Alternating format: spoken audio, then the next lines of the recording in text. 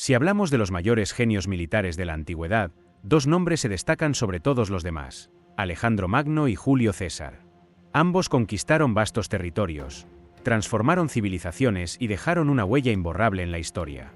Pero, si tuviéramos que comparar sus logros, ¿quién fue realmente superior? ¿El joven rey macedonio que nunca conoció la derrota o el astuto general romano que convirtió una república en un imperio? Hoy, en Reconstruyendo la Historia, vamos a viajar al pasado y a descubrirlo. Para empezar, hay que entender que ambos nacieron en mundos muy distintos. Alejandro III de Macedonia, conocido para la posteridad como Alejandro Magno, nació en el año 356 a.C. en Pella, la capital del reino macedonio. Era hijo de Filipo II, un rey que había logrado unificar Macedonia y crear un ejército profesional temido por toda Grecia. Desde pequeño, Alejandro fue educado para gobernar y para luchar. Y no por cualquiera, su tutor personal fue nada menos que Aristóteles, el gran filósofo griego. De él aprendió filosofía, política, literatura, y también la idea de que Oriente y Occidente podían unirse bajo una misma cultura. Por otro lado, Cayo Julio César nació en Roma en el año 100 a.C. Su mundo era muy diferente. Roma no era aún un imperio, sino una república en crisis. La política estaba dominada por las luchas entre las facciones aristocráticas y populares. César creció en medio de ese caos. Desde joven demostró un talento innato para la oratoria, la política y, por supuesto, para la guerra. Pero, a diferencia de Alejandro, César tuvo que abrirse camino en un mundo hostil, lleno de enemigos y conspiraciones. Su ascenso no fue por derecho de sangre, sino por astucia, carisma y una voluntad inquebrantable. Alejandro se convirtió en rey a los 20 años, tras el asesinato de su padre. Su primera tarea fue consolidar su poder en Grecia. No tardó en demostrar su genio militar, aplastó la rebelión de Tebas y se ganó el respeto y el miedo de las demás ciudades-estado. Pero su ambición iba mucho más allá. Pronto lanzó su famosa campaña contra el Imperio Persa, el mayor y más rico del mundo conocido. En apenas unos años, Alejandro derrotó a los ejércitos del rey Darío III, tomó Egipto, fundó la legendaria Alejandría y avanzó hasta las tierras lejanas de la India. Julio César, en cambio, inició su carrera militar como cuestor en Hispania. Poco a poco fue escalando posiciones. Su gran oportunidad llegó cuando fue nombrado procónsul de la Galia Cisalpina y de la Galia Transalpina. Allí comenzó la célebre Guerra de las Galias. Durante casi una década, César conquistó toda la Galia, derrotando a tribus como los helvecios y a líderes como el mítico Vercingetorix. Fue una campaña brutal, pero también una obra maestra de estrategia. Al volver a Roma, César ya era un héroe, pero también un hombre peligroso para la oligarquía republicana. Alejandro era un líder carismático.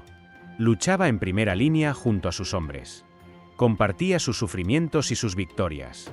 Por eso sus tropas le eran leales hasta la muerte.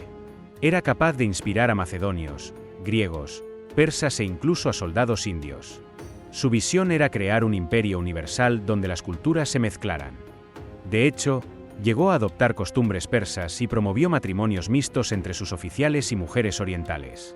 César, por su parte, era un maestro de la propaganda. Sabía cómo ganarse a sus tropas con discursos, recompensas y cercanía. También era implacable con los enemigos y astuto en el manejo de la política. Sabía cuándo ceder, cuándo atacar y cuándo negociar. No buscaba solo la gloria militar, sino el poder absoluto en Roma. Su famosa frase alea y acta est al cruzar el Rubicón no fue un acto de locura, sino de cálculo. Sabía que marchaba a una guerra civil que podría cambiar la historia de Roma. Alejandro protagonizó algunas de las batallas más épicas de la historia. En Gránico, derrotó al ejército persa en su primer gran choque. En Isos, superó a un ejército persa muy superior en número y obligó a Darío a huir. En Gaugamela, protagonizó su mayor victoria. Con solo 40.000 hombres derrotó a más de 200.000 persas, asegurando la caída del imperio persa. Además, llevó a cabo asedios imposibles, como el de Tiro, donde construyó un puente sobre el mar para conquistar la isla fortificada. César tampoco se quedó atrás. En Alesia, logró la que quizá fue su mayor victoria.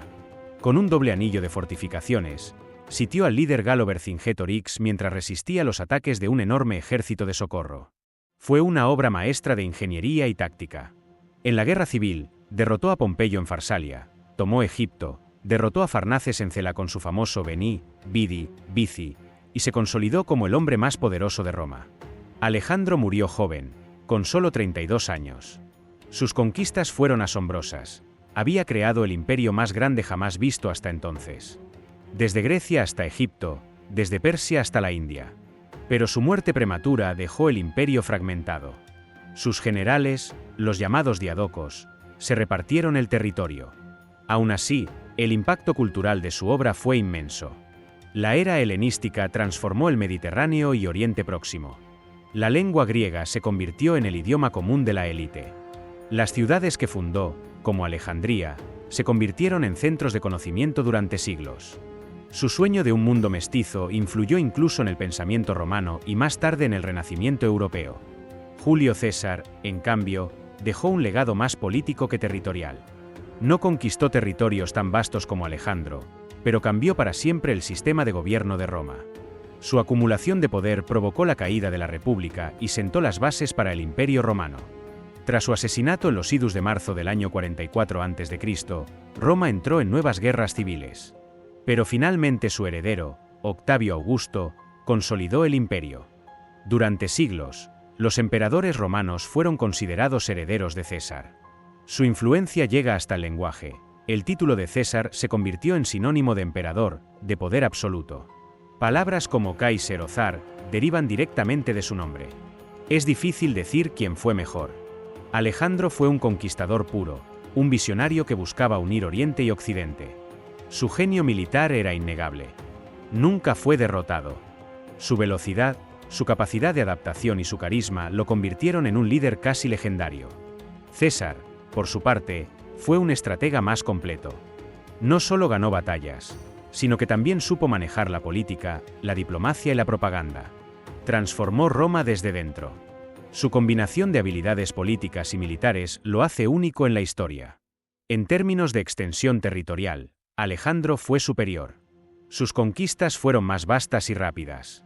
En términos de influencia duradera, César podría tener la ventaja. El Imperio Romano, surgido tras su muerte, moldeó Europa y parte del mundo durante más de 1000 años. Entonces, ¿quién fue el mejor? Depende de lo que entendamos por mejor.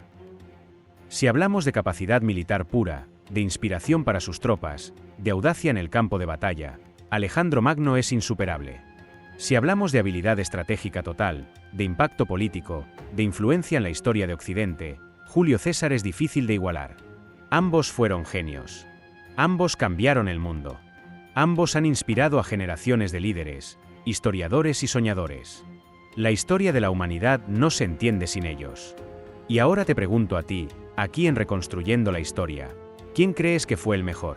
¿Eres del equipo Alejandro Magno o del equipo Julio César? Déjamelo en los comentarios. Nos vemos en el próximo vídeo.